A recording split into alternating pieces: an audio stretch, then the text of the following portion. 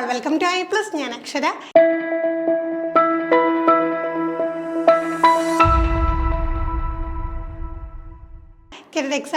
Seated examination, common psychology questions ആണ് നമ്മൾ discuss ചെയ്തുകൊണ്ടിരുന്നത്. റീസെൻ്റ് ആയിട്ട് എക്സാംസിന് ചോദിച്ച ചോദ്യങ്ങൾ തന്നെയാണ് നമ്മൾ ഡിസ്കസ് ചെയ്യുന്നത്. അപ്പോഴാണ് നമുക്കൊരു പാറ്റേണുമായിട്ടൊരു പരിചയം ഉണ്ടായിരിക്കുക. അപ്പോൾ ക്വസ്റ്റ്യൻസ് ഒക്കെ തീർച്ചയായിട്ടും നിങ്ങൾ വർക്കൗട്ട് ചെയ്യുക. എത്ര ചോദ്യങ്ങളുടെ ഉത്തരം നിങ്ങൾക്ക് കൃത്യമായി കണ്ടെത്താൻ സാധിച്ചു എന്ന് തീർച്ചയായിട്ടും കമൻറ്റ് ചെയ്യുക. ആദ്യത്തെ ചോദ്യത്തിലേക്ക് കിടക്കാം. An example of class inclusion. അപ്പോൾ നോക്കിക്കേ, അസേർഷൻ റീസൺ തന്നെയാണ്. ജസ്റ്റ് നമുക്ക് എന്താണ് ക്ലാസ് ഇൻക്ലൂഷൻ എന്നുള്ളൊരു കൺസെപ്റ്റ് തന്നിട്ടുണ്ട്. എന്നിട്ട് രണ്ട് കാര്യങ്ങൾ പറഞ്ഞേക്കുവാണ്. Lokesh has trouble with classifying one concept he has a subset of another. Reason, understanding how emotion affect memory and learning can lead to self-regulated learning. അപ്പോൾ ജസ്റ്റ് നമുക്ക് കാണുമ്പോഴത്തേക്ക് ഒരു ബന്ധമില്ലാത്ത കാര്യങ്ങളൊക്കെ കിടക്കുന്ന പോലെ തോന്നും. ഒന്നുമില്ല, ജസ്റ്റ് നമുക്ക് ക്ലാസ് ഇൻക്ലൂഷൻ എന്നുള്ളൊരു കൺസെപ്റ്റ് മനസ്സിലുണ്ടായിരിക്കണം. എന്താണ്, എല്ലാവരെയും ഒരുപോലെ ഇൻക്ലൂസീവ് ആയിട്ടുള്ള ഒരു ക്ലാസ് റൂമാണ്, എല്ലാവർക്കും ഒരുപോലെ വിദ്യാഭ്യാസം കൊടുക്കുന്ന ക്ലാസ് റൂമാണ്. അപ്പോൾ എന്താണ്, പലതരത്തിലുള്ള ലേണേഴ്സ് കാണും എന്നുള്ള കാര്യം നമുക്ക് ഉറപ്പാണ്. അപ്പോൾ അത് വെച്ചുകൊണ്ട് നമുക്കൊരു അസോസിയേഷൻ നോക്കാം. ഒരു കുട്ടിയുടെ കാര്യം പറയുകയാണ്. One concept Delhi as subset of another. Delhi എന്ന് പറയുന്നത് ഇന്ത്യയുടെ ഭാഗമാണ് എന്ന് പറയുമ്പോഴത്തേക്ക് എന്താണ്, ആ കുട്ടിക്ക് ആ കാര്യം മനസ്സിലാക്കിയെടുക്കാനായിട്ടൊരു ട്രബിൾ, അങ്ങനെ ക്ലാസിഫൈ ചെയ്യുമ്പോൾ ഒരു ട്രബിൾ. തീർച്ചയായിട്ടും നമുക്കറിയാലോ, ഇൻക്ലൂസീവ് ക്ലാസ് റൂം ആകുമ്പോഴത്തേക്ക് പല പഠന നിലവാരത്തിലുള്ള കുട്ടികളുണ്ടാകും. അപ്പോൾ ഇത്തരത്തിൽ എന്താണ്, പഠനത്തിൽ ട്രബിൾ ഉണ്ടാകുന്ന കുട്ടികളുണ്ടാകാം. അപ്പം അതെന്താണ്, നമ്മുടെ പ്രാക്ടിക്കലി ക്ലാസ് റൂമുകളിൽ നടക്കുന്ന കാര്യം തന്നെയാണ്. അപ്പോൾ അത് നമുക്ക് ശരിയെന്ന് വെച്ചുകൊണ്ട് നമുക്ക് അടുത്ത സ്റ്റേറ്റ്മെൻറ്റ് നോക്കാം, റീസൺ നോക്കാം. Understanding how emotion affect memory and learning can lead to self-regulated learning. Emotion എങ്ങനെയാണ് മെമ്മറി അഫക്റ്റ് ചെയ്യുന്നത്? How emotion affect memory and memory ലേണിങ്ങിനെയും അഫക്റ്റ് ചെയ്യുന്നത് എന്ന് മനസ്സിലാക്കി കഴിഞ്ഞാൽ നമുക്ക് സെൽഫ് റെഗുലേറ്റഡ് ലേണിംഗ് പോസിബിൾ ആണ്. സ്വയം എന്ത് ചെയ്യാൻ പറ്റും, ലേണിങ്ങിനെ റെഗുലേറ്റ് ചെയ്യാനായിട്ട് പറ്റും. അപ്പോൾ അവിടെ നമ്മൾ പറഞ്ഞേക്കുന്ന കാര്യം, ഇമോഷൻ എങ്ങനെ മെമ്മറിയെയും ലേണിങ്ങിനെയും അഫക്റ്റ് ചെയ്യുന്നു എന്ന് മനസ്സിലാക്കി കഴിഞ്ഞാൽ അപ്പോൾ നമുക്ക് എന്ത് പിടികിട്ടി, അവിടെ ഒരു സെൽഫ് റെഗുലേഷൻ്റെ കാര്യം തന്നെ, സ്വയം കാര്യങ്ങൾ മനസ്സിലാക്കുക എന്നുള്ള ഒരു കാര്യം അവിടെ വന്നു അല്ലേ. അപ്പോൾ എന്ത് ചെയ്യുന്നു, ഈ പറയുന്ന ഇമോഷൻ എങ്ങനെ മെമ്മറിയെ എഫക്റ്റ് ചെയ്യുന്നു, ഇമോഷൻ എങ്ങനെ ലേണിങ്ങിനെ എഫക്റ്റ് ചെയ്യുന്നു എന്ന് നമ്മൾ നോക്കിക്കഴിഞ്ഞാൽ നമുക്കവിടെ സെൽഫ് റെഗുലേറ്റഡ്, സ്വയം എന്ത് ചെയ്യാൻ പറ്റും, നമ്മുടെ ലേണിങ്ങിനെ റെഗുലേറ്റ് ചെയ്യാൻ പറ്റും എന്നതാണ്. അപ്പോൾ നമുക്ക് അസേർഷനും റീസണും നമുക്ക് എന്താണ്,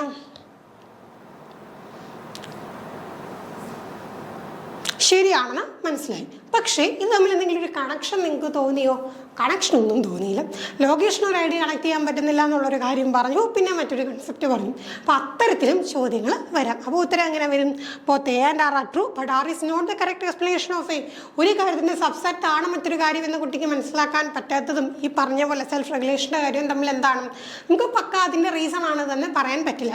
അപ്പോൾ നമ്മൾ ഒരുപാട് ചോദ്യങ്ങൾ കണ്ടെങ്കിലും ഇതുപോലെ കറക്റ്റ് എക്സ്പ്ലനേഷൻ ഇല്ലാത്ത ചോദ്യങ്ങൾ അധികം നമ്മൾ ഡിസ്കസ് ചെയ്തിട്ടില്ല. അപ്പോൾ അത്തരത്തിലൊരു ചോദ്യത്തിൻ്റെ എക്സാമ്പിളാണ്, മനസ്സിലാക്കി വെക്കൂ. അടുത്ത ചോദ്യം, which of the following statement aptly describe the purpose of a diagnostic assessment? നോക്കിക്കേ, ഡയഗ്നോസ്റ്റിക് അസസ്മെൻറ്റുമായിട്ട് നമ്മൾക്ക് അതുമായിട്ട് ബന്ധപ്പെട്ടുകൊണ്ട് കണക്ട് ചെയ്യാൻ കഴിയുന്ന സ്റ്റേറ്റ്മെൻറ്റ് എന്ന് കണ്ടുപിടിക്കാനാണ്.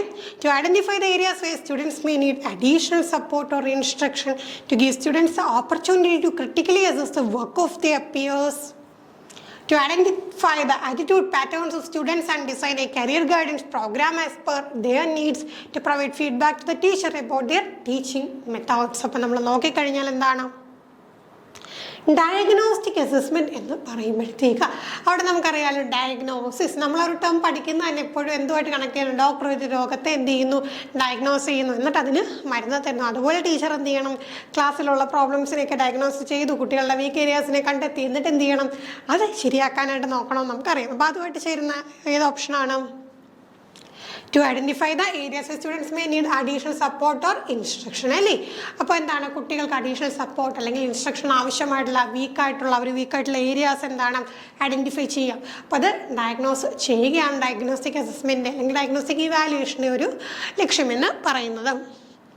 അപ്പോൾ അവർ ക്രിട്ടിക്കലി അതുപോലെ അവരുടെ വർക്ക് പിയേഴ്സിൻ്റെ വർക്കും ആക്സസ് ചെയ്യാനോ അല്ലെങ്കിൽ ആറ്റിറ്റ്യൂഡ് പാറ്റേൺ കണ്ടുപിടിക്കാനോ അല്ലെങ്കിൽ എന്താണ് ഫീഡ്ബാക്ക്, ടീച്ചിങ് മെത്തേഡിൻ്റെ ഫീഡ്ബാക്ക് കൊടുക്കുന്നതോ അല്ല ഈ പറയുന്ന ഡയഗ്നോസ്റ്റിക് അസസ്മെൻറ്റുമായിട്ട് ചേർന്ന് പോകുന്ന ആ ഒരു സ്റ്റേറ്റ്മെൻറ്റ്. അടുത്ത ചോദ്യം, 10-year-old Kakoli is struggling with a difficult maths problem. What can her teacher do to enhance her problem solving skills. അപ്പോൾ ഇതുപോലെ കുട്ടികളുടെയൊക്കെ പേരുകളൊക്കെ കൊടുത്തിട്ട് ഓരോ സിറ്റുവേഷൻ തന്നിട്ട് നമ്മൾ ഉത്തരം കണ്ടുപിടിക്കാൻ ചോദിക്കാറുണ്ട്. 10 വയസ്സുള്ള ഒരു കുട്ടിക്ക് എന്താണ് മാത്സിൻ്റെ പ്രോബ്ലം ചെയ്യാൻ ബുദ്ധിമുട്ടുണ്ടെങ്കിൽ ടീച്ചർ എന്താണ് ചെയ്യേണ്ടത്? Give severe punishment so that it is not repeated in future. Give her the solution to the problem. To tell her to skip the problem and move on to the next one. Encourage her to keep trying and offer scaffolding when needed. ഇവിടെ ഒന്നും നമ്മൾ കൂടുതൽ ചിന്തിക്കുകയോ അല്ലെങ്കിൽ നമ്മൾ പഠിച്ച theories ഒന്നും apply ചെയ്യേണ്ട കാര്യമില്ല. നമുക്കറിയാവുന്ന കുറച്ച് കാര്യങ്ങൾ നമ്മുടെ കോമൺ സെൻസ് മാത്രം ഉപയോഗിച്ച് കഴിഞ്ഞാൽ ഉത്തരം കിട്ടുന്ന ഒരുപാട് ചോദ്യങ്ങൾ ഉണ്ട്. അപ്പോൾ ജസ്റ്റ് എന്ത് ചെയ്യുക, ഒന്ന് ചിന്തിച്ച് നോക്കിയാൽ മതി. അപ്പോൾ ഒരു പ്രോബ്ലം ചെയ്യാൻ ബുദ്ധിമുട്ടുള്ള കുട്ടിക്ക് നമ്മൾ എന്താണ് ചെയ്യേണ്ടത്? ആ കുട്ടിയോട് എന്താണ് സിവിയറായിട്ട് പണിഷ്മെൻറ്റ് കൊടുക്കുന്നത്, മേലെ അത് ആവർത്തിക്കല്ല എന്ന് പറയുന്ന പരിപാടിയാണോ? അല്ലെങ്കിൽ എന്താ നേരെ എന്താ ഉത്തരം കിട്ടിയില്ല എന്നാൽ ഞാൻ തരാമെന്ന് പറഞ്ഞ് ഉത്തരം എടുത്ത് കൊടുക്കണോ? അതോ ചെയ്യാൻ പറ്റുന്നില്ലെങ്കിൽ അതം കളഞ്ഞ് എൻ്റെ അടുത്ത ചോദ്യം ചെയ്യാം അങ്ങനെ പറയണം? ഇത് മൂന്നും തെറ്റായിട്ടുള്ളൊരു സമീപനമാണല്ലേ. അതിൽ ഇവിടെ നമുക്ക് ശരിയെന്ന് പറയാൻ കിട്ടുന്ന സമീപനം എന്താണ്? Encourage her to keep trying and of scaffolding when needed. ഉത്തരം കിട്ടിയില്ല എന്ന് പറഞ്ഞുകൊണ്ട് എന്താണ് നിർത്തിയിട്ട് പോകാൻ പറയാതെ എന്ത് ചെയ്യണം? വീണ്ടും ശ്രമിക്കണം. എന്നിട്ട് എന്ത് ചെയ്യണം? സ്കാഫോൾഡിങ് കൊടുക്കണം, കൈത്താങ് കൊടുക്കണം, ആവശ്യാനുസരണം. അപ്പോൾ കുട്ടിക്ക് എന്ത് ചെയ്യാൻ പറ്റും? മോർ നോളജബിൾ അതറായിട്ടുള്ള ടീച്ചർ കൊടുക്കുന്ന സ്കഫോൾഡിങ് പ്രകാരം കുട്ടിക്ക് എന്ത് ചെയ്യണം? എന്ത് ചെയ്യാൻ സാധിക്കും? കറണ്ട് ആയിട്ടുള്ള ലെവലിൽ നിന്നും കുറച്ചും കൂടെ ഉയർന്ന ലെവലിൽ പെർഫോം ചെയ്യാൻ സാധിക്കും. അപ്പോൾ അത്തരത്തിൽ എന്ത് ചെയ്യാൻ പറ്റും? ഈ ഒരു ചോദ്യത്തിൻ്റെ ഉത്തരത്തിലേക്ക് കുട്ടിക്ക് നീങ്ങാനായിട്ട് സാധിക്കും. അടുത്ത ചോദ്യം, gene പിയാഷെ's purse is dash to be dash, Vygotsky believes dash to be dash. അപ്പോൾ എന്താണ്, വലിയ കാര്യങ്ങളൊന്നുമില്ല, ജസ്റ്റ് എന്താണ് 2 പേരുകളും 4 ഫില്ല് ചെയ്യാനുള്ള കോളവുമാണ് കിടക്കുന്നത്. അപ്പം നമുക്ക് നോക്കാം. അപ്പോൾ പിയാഷെയുടെയും വൈഗോട്സിയുടെയും അഭിപ്രായ പ്രകാരത്തിലുള്ള ഒരു കാര്യത്തെക്കുറിച്ചുള്ള ഒരു കൺസെപ്റ്റ് ആണ് നമ്മൾ ചോദിക്കുന്നത്. Private speech effective in self regulation, egocentric speech a sign of cognitive immaturity. അപ്പം നമ്മൾ ആദ്യത്തെ 2 ഇപ്പോൾ ഉദാഹരണത്തിന് private speech effective in regulation എന്ന് പറയുമ്പോഴത്തേക്ക് പിയാഷെയായിട്ട് ബന്ധപ്പെടുത്തിക്കൊണ്ടും അടുത്ത egocentric speech a sign of cognitive immaturity എന്ന് പറഞ്ഞ് വൈഗോട്സ്കിയായിട്ട് കണക്ട് ചെയ്തുകൊണ്ടും. അപ്പോൾ അത്തരത്തിലാണ് 4 ഓപ്ഷൻസ് നമ്മൾ ചെക്ക് ചെയ്യേണ്ടത്.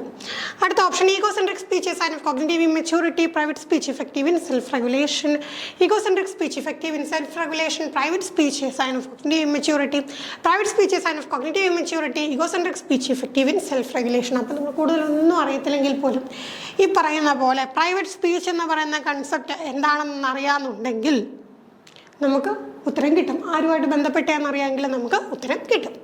അപ്പോൾ നമുക്ക് പ്രൈവറ്റ് സ്പീച്ച് എന്ന് പറയുന്നത് എപ്പോഴും ആരുമായിട്ട് ബന്ധപ്പെട്ടുള്ളതാണ്? വൈഗോട്സ്കിയായിട്ട് ബന്ധപ്പെട്ടുള്ളതാണ്.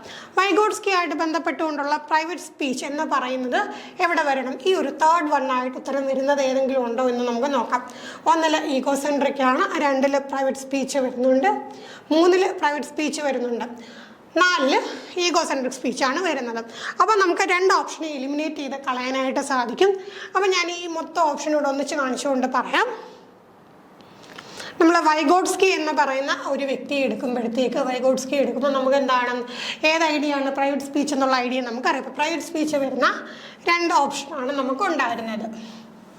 അതായത് ഈ 3rd സ്പേസിൽ പ്രൈവറ്റ് സ്പീച്ച് വരണം, 3rd ഡാഷിൽ പ്രൈവറ്റ് സ്പീച്ച് വരണം.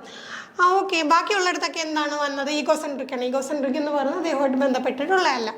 ദെൻ നമുക്ക് നോക്കിക്കഴിഞ്ഞാൽ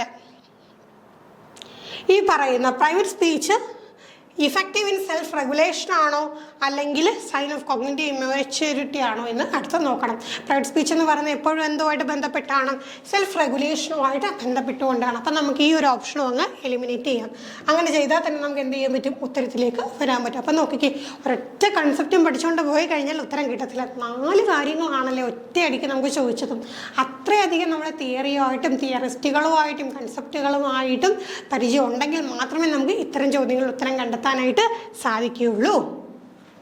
last question, universal design for learning does not involve. അപ്പം യൂണിവേഴ്സലി നമ്മൾ ലേണിംഗ് എന്ന് പറയുമ്പോഴത്തേക്കും ആ ഡിസൈനിൽ ഉൾപ്പെടാത്തത് എന്താണ്? Practicing forms of labeling and categorization of learners, giving all learners various ways of acquiring information and knowledge, providing all learners alternatives for demonstrating what the learners know, tapping into all learners' interest and offering challenges accordingly. അപ്പം നമുക്ക് learning എന്ന് പറയുമ്പോൾ തന്നെ ആദ്യത്തെ option വായിച്ചപ്പോൾ തന്നെ കിട്ടും. പഠിതാക്കൾ പല വിധമുണ്ട് എന്നും പറഞ്ഞുകൊണ്ട് അവരെ എന്താണ് നമ്മളെപ്പോഴും ലേബൽ ചെയ്ത് കാറ്റഗറൈസ് ചെയ്ത് മാറ്റാൻ പാടുണ്ട്. പലർക്കും പല ടൈപ്പ് എബിലിറ്റീസ് ആയിരിക്കും. ചിലപ്പോൾ എന്താണ് പഠനത്തിൽ പിന്നാക്കം നിൽക്കുന്ന ഒരു കുട്ടി ആർട്സിലും സ്പോർട്സിലും മുന്നോക്കം വരാം. അപ്പം നമുക്ക് എന്താണ് ഒരു വ്യക്തിയെ ഒരിക്കലും ഒരു ലേണറിനെ ഒരിക്കലും മോശമാണ് എന്ന് പറഞ്ഞ് നമുക്ക് മാറ്റി നിർത്താനായിട്ട് പറ്റില്ല. നമ്മൾ ഇൻ്റലിജൻസിൻ്റെ തിയറിയിലൊക്കെ പഠിച്ചിട്ടുള്ളതാണ്. പലതരം എബിലിറ്റീസ് എന്താണ് നമുക്കൊരു ഇൻഡിവിജ്വലിനെ കാണാനായിട്ട് സാധിക്കും. ബാക്കി ഓപ്ഷൻസ് ഒക്കെ നമുക്ക് നോക്കിക്കഴിഞ്ഞാൽ എല്ലാം എന്താണ് നമുക്ക് ലേണിങ്ങുമായിട്ട് ചേർത്ത് പറയാൻ കഴിയുന്നതാണ്. എല്ലാവർക്കും ഇൻഫർമേഷൻ അക്വയർ ചെയ്യാൻ നോളജ് അക്വയർ ചെയ്യാനുമായിട്ടുള്ള അവസരങ്ങൾ കൊടുക്കുക. ശരിയാണ്. Providing all and alternative for demonstrating what the learners know. അപ്പോൾ എന്താണ് ആൾട്ടർനേറ്റീവ്സ് കൊടുക്കുക. ഇപ്പോൾ ഒരേ രീതിയിൽ തന്നെ പഠിക്കണമെന്നില്ല, പല രീതിയിൽ അവർക്ക് പഠിക്കാം. Tapping into all learners interest. പല തരത്തിൽ ഇൻട്രസ്റ്റ് ഉള്ളവരുണ്ടല്ലോ, അപ്പോൾ അതിനൊക്കെ എന്താണ് നമുക്ക് എല്ലാത്തിനെയും നമുക്ക് അംഗീകരിക്കാം. പിന്നെന്താണ് അതിനനുസരിച്ചുള്ള ചാലഞ്ചസ് അവർക്ക് കൊടുക്കാം. അതിനെ ഓവർകം ചെയ്തവർ പഠിക്കട്ടെ. അതാണ് നമ്മുടെ പുതിയ പഠന രീതി ആവശ്യപ്പെടുന്നത് അല്ലേ. അപ്പം നമുക്ക് ഉത്തരം കിട്ടിക്കഴിഞ്ഞു. ഒരിക്കലും എന്താണ് കുട്ടിയെ ലേബലൈസ് ചെയ്യുക അല്ലെങ്കിൽ കാറ്റഗറൈസ് ചെയ്ത് നീ നല്ല കുട്ടി, നീ മിടുക്കനായ കുട്ടി, നീ സമർത്ഥനായിട്ടുള്ള കുട്ടി, നീ മോശം കുട്ടി എന്നൊന്നും നമ്മൾ ലേബിൾ ചെയ്യാനായിട്ട് പാടില്ല. അപ്പം ഈ 5 ചോദ്യങ്ങൾ നമ്മൾ ഇന്ന് ഡിസ്കസ് ചെയ്തിട്ടുണ്ട്. ഇതിൽ എത്ര ചോദ്യങ്ങളുടെ ഉത്തരം നിങ്ങൾക്ക് കൃത്യമായി കണ്ടെത്താൻ സാധിച്ചു എന്ന് തീർച്ചയായിട്ടും കമൻറ്റ് ചെയ്യുക. മറ്റൊരു ക്ലാസ്സുമായി വീണ്ടും കാണാം. Thank you.